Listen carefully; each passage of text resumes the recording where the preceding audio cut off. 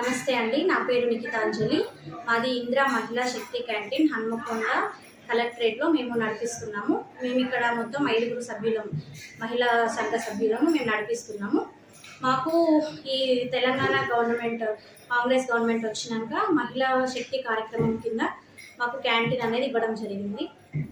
ఈ క్యాంటీన్లో మనకు మీల్స్, టిఫిన్స్, టీ, కాఫీస్ అన్నీ ఉంటాయి.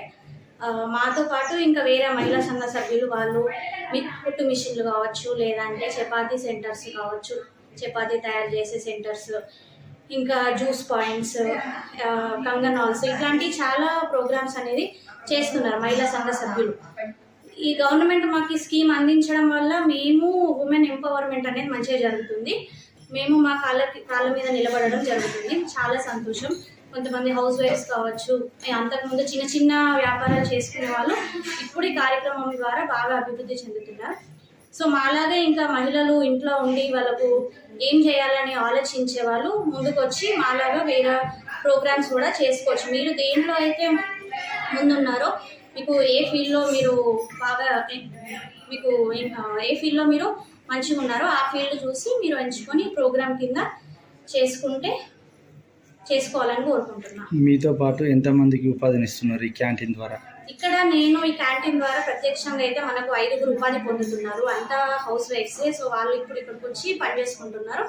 పరోక్షంగా కూడా మనకు పిండి వంటలు బయట నుంచి వస్తాయి, పచ్చళ్ళు బయట నుంచి వస్తాయి. వాళ్ళు మహిళలే, వాళ్ళ ఇంట్లో ఉండి మనకు చేసి ఇక్కడికి సప్లై చేస్తూ మనం ఇక్కడ సేల్ అనేది చేస్తున్నాం. సో వాళ్ళ ఇంట్లో ఉండి కూడా ఈ కార్యక్రమం ద్వారా ఉపాధి అనేది పొందుతున్నారు. ఎంతమంది భోజనం చేస్తారు మీరు ఇక్కడ? అంటే మనకు ఇది గవర్నమెంట్ ఆఫీసర్సే కాకుండా బయట నుంచి వ్యక్తులు కూడా వచ్చి చేస్తారు. మా క్యాటరింగ్ కూడా ఇస్తున్నారు. క్యాటరింగ్ సర్వీస్ కూడా ప్రొవైడ్ చేస్తున్నాము. మనకి మీటింగ్స్ అయినా వేరే శ్రీమంతం దానికి ఇప్పుడు కొంచెం అవుతుంది, కొంచెం శ్రీమంతం వాటికి మొన్న హౌస్ వార్మింగ్ ఫంక్షన్ వాటికి కూడా క్యాటరింగ్ అనేది చేసాం.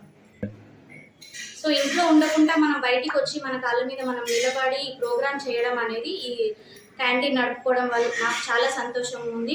మన చేతి వంట 4 తింటే మనం ఇంట్లోనే ఎట్లా సంతోషిస్తామో, ఇక్కడ 10 మంది తింటున్నా దానికంటే రెట్టింపు సంతోషం మాకు కలుగుతుంది.